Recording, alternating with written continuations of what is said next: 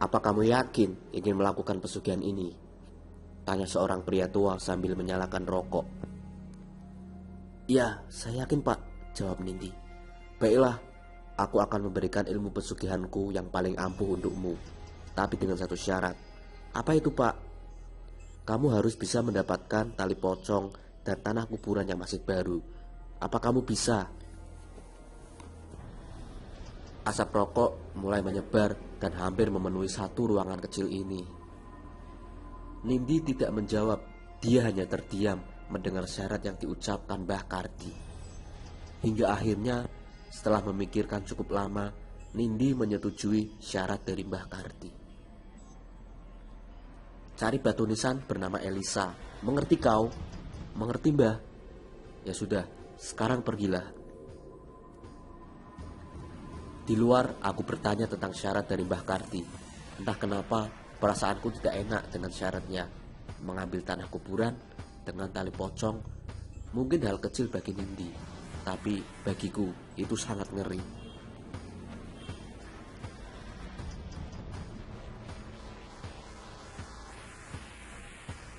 Aku segera melajukan mobil berwarna hitam yang belum lunas aku cicil. Aku masuk ke dalam sebuah desa. Jalan desa itu sangat ekstrim, mulai dari gang sempit, jalan yang tidak rata, bahkan harus melewati jalanan yang sangat sepi. Akhirnya, aku sampai di sebuah kuburan. Nindi keluar dari mobil dan secara perlahan mulai masuk ke dalam kuburan itu.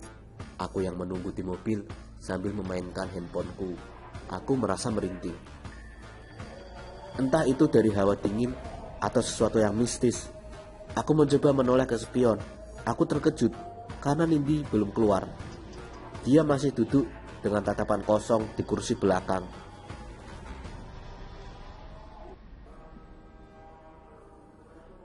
Loh, kok kamu masih di sini? Nindi hanya terdiam. Aku kembali menatap layar ponselku. Mungkin sebelum kemudian ada seseorang yang mengetuk kaca jendela mobil. Refleks aku melihat ke arah jendela. Aku takut kalau yang mengetuk adalah warga. Rupanya itu adalah Nindi yang baru keluar dari area kuburan. Aku sangat terkejut. Jika Nindi baru saja sampai mobil, lalu yang di belakang, aku langsung melihat ke belakang, tapi tidak ada siapa-siapa. Lin, cepat buka pintunya. Iya. Aku kemudian membuka pintu mobil. Nindi masuk sambil membawa bingkisan. Aku tidak perlu bertanya karena sudah pasti isi bingkisan itu adalah tali pocong dan tanah kuburan. Kok bau melati sih? Hah? Bau melati? Kamu bawa bunga melati masuk mobil?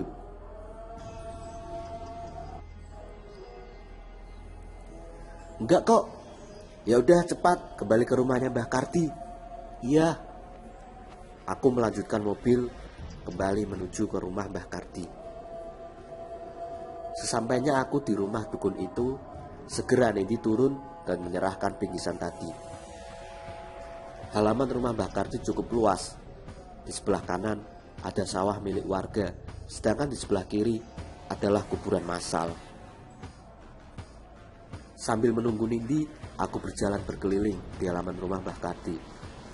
Tiba-tiba aku mendengar suara isak tangis seorang wanita di pohon randu belakang rumah. Ketika aku mendekati wanita itu, Nindi datang dan mengajakku untuk pulang ke rumah. Lin, ayo pulang. Iya. Ketika aku menoleh ke arah wanita tadi, wanita itu menghilang. Bulu kudukku berdiri seketika. Tanpa membuang banyak waktu, aku segera berjalan masuk ke mobil. Udah dapat kamu pesugihannya? Udah, ini. Nindi menunjukkan sebuah jari bayi yang dibungkus dengan mori atau kain mayat.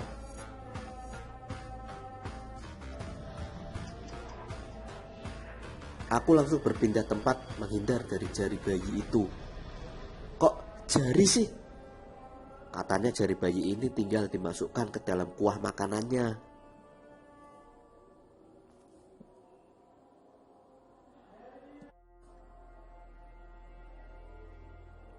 Ya udah, Terserah kamu. Tidak sampai 1 bulan, toko bakso Nindi sudah menjadi sebuah resto ternama. Walau sudah menjadi kaya raya, Nindi harus tetap memberikan tumbal bayi kepada hantu yang telah membantunya berjualan.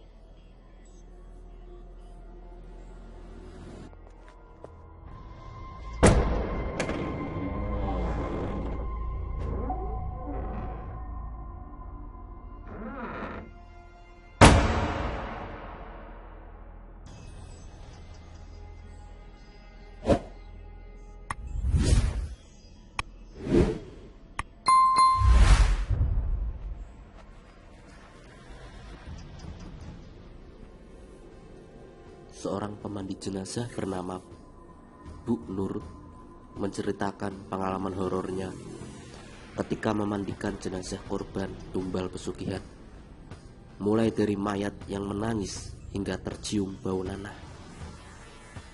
Bu Nur dalam kanal misteri Tapal Batas menceritakan pernah diminta untuk memandikan jenazah seorang wanita yang menjadi korban tumbal pesugihan suaminya sendiri. Namun Bu Nur tidak memberitahu secara rinci nama dan kapan kejadian tersebut. Ketika masuk ke dalam rumah duka, Bu Nur langsung mengucapkan salam kepada jenazah yang terbujur kaku. Tiba-tiba saja keluar air mata dari sudut mata si jenazah yang sontak membuat pelayat shock.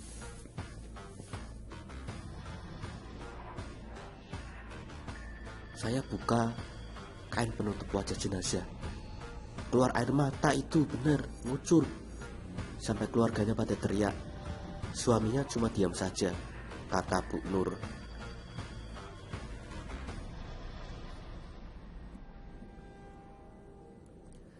Kejanggalan kembali terjadi di momen Bu Nur memandikan jenazah. Pertama, tangan jenazah kaku dan tidak bisa dilemaskan, kata Bu Nur. Dia menceritakan seperti ada sosok yang menarik tangan jenazah dari sisi atas. Tangannya kayak ada yang narik ke atas, jadi posisinya kayak tarik-tarikan. Jenazah sepanjang dimandiin nangis. Air mata itu gak berhenti. Pas mau saya tutup, mungkin keajaiban Allah, saya minta semoga engkau tutup aib-aib ini ya Allah. Saya tiup keningnya 3 kali. Saya usap, alhamdulillah rapi. Bu Nur melanjutkan. Anehnya saat jenazah akhirnya bisa dimandikan dan dikafani dengan baik, setelah muncul kejanggalan, suami jenazah tersebut justru pingsan, bahkan sampai prosesi mau mensolatkan. Namun Bu Nur yang sedari awal sudah tahu bahwa suami jenazah tersebut melakukan pesugihan, langsung to the point dan membisikkan bahwa aksi pingsannya hanya bohong. Saya bisikin, bukan pingsan beneran itu mah. Bapak mah seneng itu ntar kaya. Siapa yang mau nikmati? Saya tepuk bilang istrinya mau dikuburkan.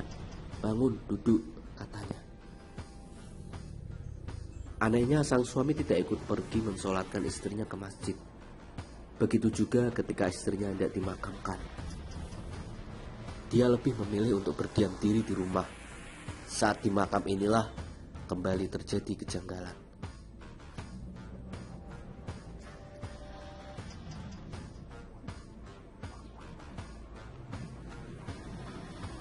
Para pelayat yang ikut ke makam dikejutkan dengan kondisi tali pengikat jenazah semua terlepas. Padahal kata Bu Nur, tali itu sudah diikat dengan erat saat prosesi mengkafani. Tidak hanya itu, Bu Nur juga mendapati tubuh si jenazah penuh dengan sayatan, tapi tidak berdarah. Padahal saat memandikan tidak ada sayatan di tubuh jenazah. Ada bekas cakaran kuku, kata Bu Nur, di tubuh jenazah tersebut. Ada kejanggalan lagi di makam. Itu pas dibuka kerandanya, semua sudah kebuka.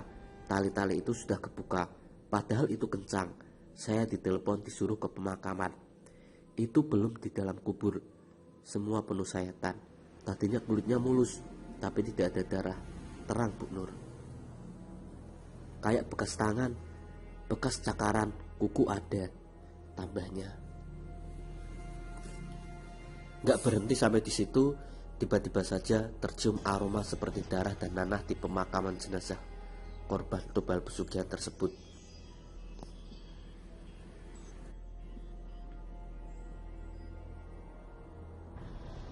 Kondisi ini membuat para pelayat di pemakaman mundur. Bu Nur yang sedari awal menyadari ada yang tidak beres dengan jenazah tersebut langsung mengambil tindakan.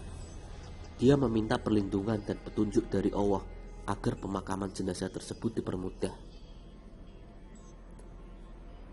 Bu Nur menduga kondisi yang dialami jenazah dikarenakan ikut menikmati harta dari suaminya yang menjalani ritual pesugihan. Tumbal itu pun harus berasal dari keluarga kandung yang berjenis kelamin perempuan. Itu sebabnya yang menjadi tumbal adalah istri dan anak perempuannya yang juga lebih dulu meninggal karena menjadi tumbal pesugihan. Setelah proses pemakaman selesai, Bu Nur bicara empat mata dengan suami jenazah tersebut. Di momen itulah baru terungkap secara jelas jika selama ini suami jenazah melakukan pesugihan dengan tumbal anak dan istri. Pesugihan itu dilakukannya karena merasa sakit hati dihina, dicaci karena hidup miskin. Dengan ritual pesugihan itu, bisnis bengkel yang dijalaninya pun berkembang cukup pesat.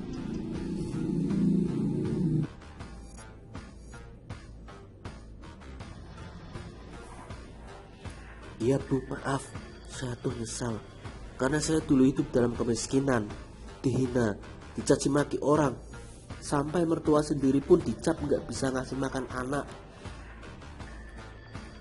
Dia bertekad bulat melakukan itu, menumbalkan anak dan istri. Itu yang lebih cepat bebeknya.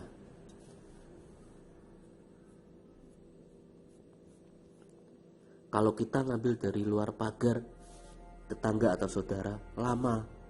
Kondisi terakhirnya sakit, ungkapnya.